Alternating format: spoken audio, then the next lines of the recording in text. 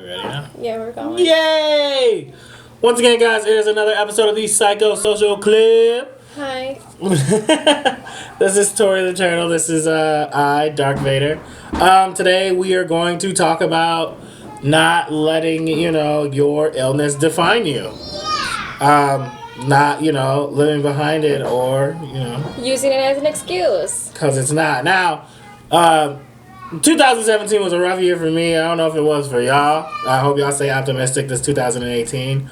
Whole new fresh slate. But anyways, yeah, I was actually diagnosed with bipolar about 2 years ago. And after I found out about it, I was like, oh man, I have bipolar. My life is over. I'm done with all of this. What's the point? I became the illness, which that's not true because, I made choices all by myself with bipolar or even without bipolar. I'm not going to say that it definitely doesn't mess up your clarity here and there, but you still know right from wrong and you know what to do and what not to do. It definitely has a tendency of making you more impulsive, and if you give completely into it, then you know what? You are the illness to an extent. You're literally making yourself way worse than whatever chemical imbalance or whatever experience you've had that's altered your thinking.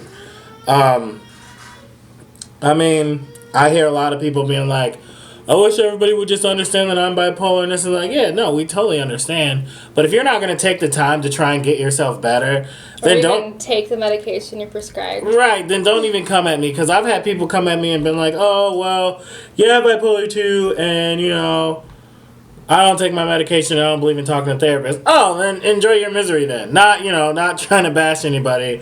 I'm just saying, like, for real, guys, if you really want to overcome this, then you really, really have to take the steps to get better. And you can't keep using it as an excuse when you're not, like, I don't want to bash anybody either, but when you're not trying to get the help you need, you can't blame your illness for your actions, too, because you make those actions. You're doing it with or without mental illness. That's something that you chose to do. It's a choice. Life is all about choices.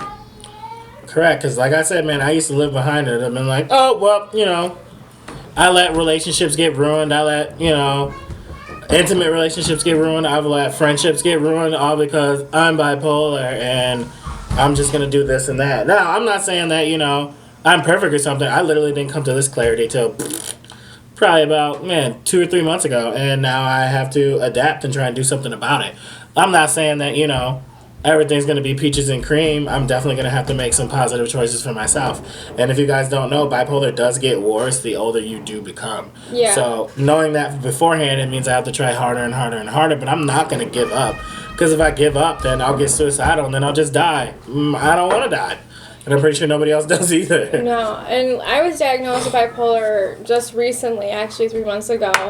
And I don't use it as an excuse. I use it as that explains why I acted that way in high school. That explains why my emotions were all over the place. It explains why I felt so unstable and crazy in my own head. And I took that. I've been taking actions before I found out. I've been going to counseling.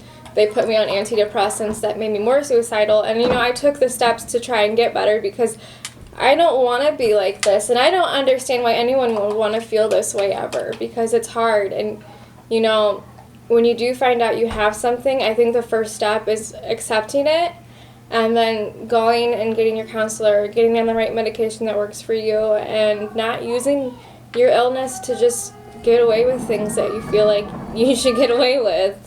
Right, because even before I was diagnosed, I would hear people be like, oh, I'm bipolar, and I used to think it was like an excuse. I'm like, dude, that's not a real thing. You're just trying to justify the way that you act. Oh, it's definitely a real thing.